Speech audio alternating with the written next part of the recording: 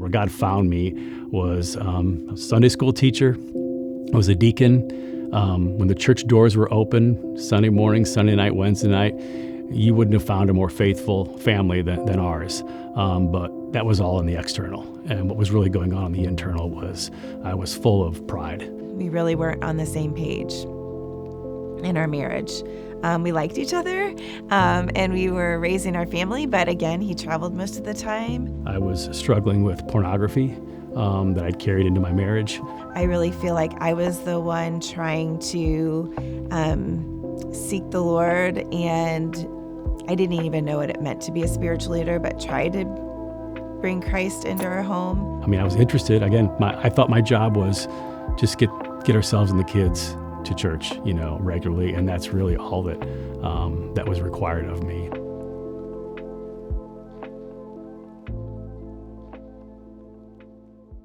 So the first time we heard about Life Action was when our pastor at our home church back in St. Louis, back in 1997, said he had invited this traveling church event team to come in, and it was a 3-week revival services. I remember thinking to myself, that sounds crazy. Who's going to come to church every night for 3 weeks? My first thought was there's no way we will be able to attend church every single night. Mike was in a position where he traveled all of the time. So I thought, well, surely he'll be called out on a trip and we won't make it.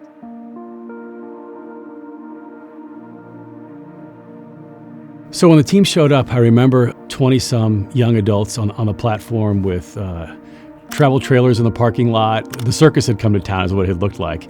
And so I remember the first service, the revivalist said, hey, would you just commit to be to the next 3 services? And so with little to no faith, or even probably not even praying about it, we said, sure, we can make that commitment. And little did we know exactly what commitment we were making and what God was about to do in our lives.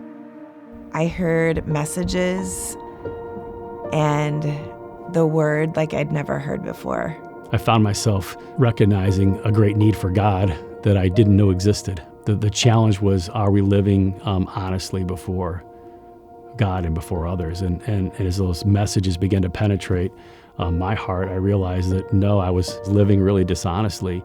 I was challenged to ask forgiveness and repent for the things that God was showing to us. And so I remember going to Dana and just saying, I need you to know what's been going on in my life. It was very difficult to hear some of the things that he shared with me, but God had also been working in my heart at the same time. I had come to know in those days that I, too, was not living the way that I should be, and so I couldn't really judge him any differently than I had judged my own motives and my own heart. It actually felt freeing, and I felt like every night when we left, our conversation was on the same page for the very first time. It really changed almost everything. It was just a series of things, night after night after night, where God just began to plow the ground up of things that were going on in my heart and exposing these things, but doing it in a format where I really felt like I could be open and honest with Dana and others about those things. When I gave my life to the Lord, I never really said anything to my parents. For some reason, I had a hard time sharing my faith. I remember thinking to myself during those days, I'm probably going to have to do something with that at some point, but I wasn't sure if I was ready to actually come clean with that. Yet all these other things that God was showing me seemed pretty easy to deal with. It was basically towards the end of the second week, the team said, we're going to pause tonight and actually do what's a moment of testimony time. What has God shown you this week that you feel you want to give him the glory for? I knew right away that I was supposed to share something. When I get to the platform and stand up there and look out over a full auditorium of people, there was my mom. She just felt led to come to the service. And so as I'm standing on the platform, thinking about what it was I was supposed to say, I really felt the Spirit of God just really bearing witness with my spirit, saying, you've trusted me about all these things this week and confessed them and repented and asked forgiveness. Will you trust me one more time? And so I looked out at my mom and I just said, Mom, would you forgive me? I've not shared the love of Christ with you. 5 years ago, I gave my life to him, and my life has never been the same, and I've hidden that from you. And then in a broken kind of a way, I just began to share the Romans Road with her, and just preach the gospel. She just stands up and she walks forward down the aisle. I came off the platform and embraced, and we went back to a prayer room that the team had set aside. And that night, my mom gave her life to Christ. It was amazing.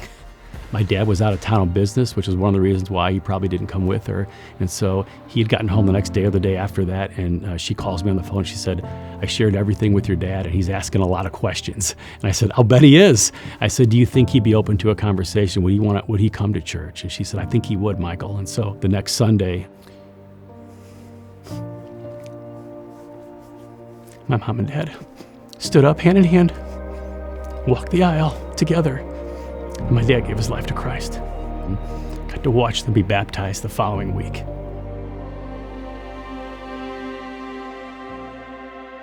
As the team was kind of packing up everything, getting ready to leave to go to the next church, the revivalist, Steve, reached down and he was like, he reaches down and grabs this brochure out. And it's a family camp brochure. And he says, by the way, if you've really enjoyed the teaching this week and the children's ministry and the worship, we actually do the same type of a thing, only you come to us. We don't go to you. And we have a camp up in Southwest Michigan. If you're interested, here's how you can do that. I definitely knew I needed more. I didn't want them to leave. I wanted to know more. I wanted to know more about how was I going to live this out in front of my children. I didn't want to go back. And we signed up within a couple of days, not knowing anything about it. It was before the internet. There was no way to search and figure out what does it look like. We just said, we were so impacted by this ministry. Let's go figure out what family camp's all about. I'll tell you what, from the first moment we set foot on that property and got out of the car, you could feel the presence of God there. And we began coming back every year. That was our family vacation. God finally put his finger, I think, on me and asked the question, would we consider serving on staff full time?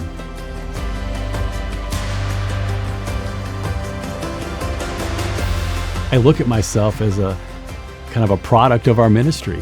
What my life looks like now is really a direct result of what happened in those church event experiences and in those several years of camp. And so I'm so excited for the mission. I mean, the mission is to lead people towards revival, vitality, and their mission with Jesus.